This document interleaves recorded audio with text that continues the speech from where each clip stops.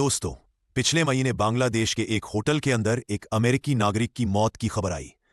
मरने वाले का नाम टेरेंस जैक्सन बताया गया, जो सीआईए का अधिकारी था और अमेरिकी फर्स्ट स्पेशल फोर्सेस कमांड का इंस्पेक्टर जनरल भी रह चुका था। 20 साल से ज्यादा उसने सेना में सर्विस दी थी और कई सीक्रेट मिशन व नेशनल सिक्योरिटी ऑपरेशन का हिस्सा रहा था। कुछ ही दिनों बाद खबर आई कि ढाका के एक होटल में पाकिस्तान की खुफिया एजेंसी आईएसआई का एक अफसर भी मृत पाया गया। हालांकि इसकी आधिकारिक पुष्टि नहीं हुई, लेकिन दो देशों की सीक्रेट एजेंसी के बताया जाता है कि पीएम मोदी की हालिया चीन यात्रा के दौरान यह साजिश रची गई थी, जिसे रूस और भारत की इंटेलिजेंस एजेंसियों ने मिलकर फेल किया।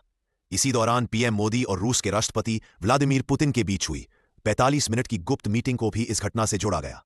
कहा गया कि पुतिन ने मोदी को खतरे के बारे में आगाह किया और अपनी कार में बैठाकर सुरक्षा सुनिश्चित की। खुद पीएम मोदी ने भारत लौटकर एक कार्यक्रम में मजाक में कहा था, आप लोग ताली इसलिए बजा रहे हैं कि मैं चीन गया था या इसलिए कि मैं सुरक्षित लौट आया? इस बात को भी कई लोग संकेत मान रहे हैं। चीन की खुफिया एजेंसी ने भारत और रूस को इनपुट दिया था कि पीएम पर संभावित हमला हो सकता है। इस चेतावनी के बाद पूरी सुरक्षा एजेंसियां एक्टिव हो गईं। आरोप लगे कि यह सीआईए का ऑपरेशन था जिसका मकसद भारत को अस्थिर करना था। इतिहास गवाह है कि सीआईए दुनिया भर में ऐसे ऑपरेशन चलाती रही है। 1954 में ग्वाटेमाला में, 1953 में ईरान में, लेकिन क्या वाकई आज के भारत में प्रधानमंत्री पर ऐसा हमला पॉसिबल है? भारत की एजेंसियां बेहद मजबूत हैं, खासकर साउथ एशिया में रॉ की पकड़ बांग्लादेश, नेपाल, भूटान, पाकिस्तान और चीन तक फैली है। अगर कोई ऐसी साजिश सच में होती तो उसका सबूत बाहर आना लगभग नामुमकिन था। कई एक्सपर्ट्स इसे सोशल मीडिया की अफवाह मानते हैं। उनका कहना है कि इतनी हाई लेवल सुरक्षा और इंटरनेशनल विजिट के दौरान ऐसा ऑपरेशन लगभग असंभव है। वैसे यह भी सच है कि पीएम मोदी पर पहले भी कई बार जानलेवा साजिशें हो चुकी हैं। 2004 में इशरत जहां केस, 2008 के अहमदाबाद बम धमाके, 2013 की पटना रैली में धमाके, 2015 में मथुरा की धमकी, 2018 के भीमा कोरेगांव केस में भी उनका नाम टारगेट लिस्ट में था। यहां तक कि 2022 में पंजाब में सुरक्षा में बड़ी चूक भी हुई जब उनका काफिला पुल पर 8 मिनट तक रुका रहा।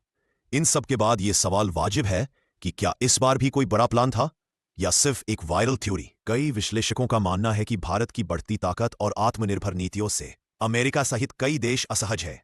भारत अब तेल सिर्फ खरीद नहीं रहा, बल्कि रिफाइन करके बेच भी रहा है। यह बात गल्फ देशों और अमेरिका दोनों को परेशान कर रही है। अमेरिका नहीं चाहता कि भारत दूसरा चीन बने, यानी एक मैन्युफैक्चरिंग हब, लेकिन पीएम मोदी की आत्मनिर्भर भारत नीति उसी दिशा में जा रही है।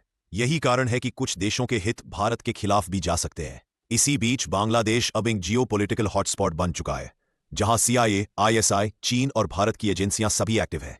पाकिस्तान भी बोल चुका है कि वह भारत पर अब ईस्ट से वॉर करेगा, जिससे बांग्लादेश का स्ट्रैटेजिक महत्व और बढ़ गया है। दोस्तों, ये सच है कि दुनिया आज बहुत अस्थिर दौर से गुजर रही है। आर्थिक मंदी, सत्ता की लड़ाई और बढ़ती जियोपॉलिटिकल तनातनी के बीच हर देश अपने हित देख रहा है। अब सवाल आपसे, क्या वाकई प्रधानमंत्री मोदी पर हमला करने की साजिश थी या फिर यह सिर्फ एक सोशल मीडिया थ्योरी है? कमेंट में बताइए आपकी राय। चैनल को सब्सक्राइब करना मत भूलिए।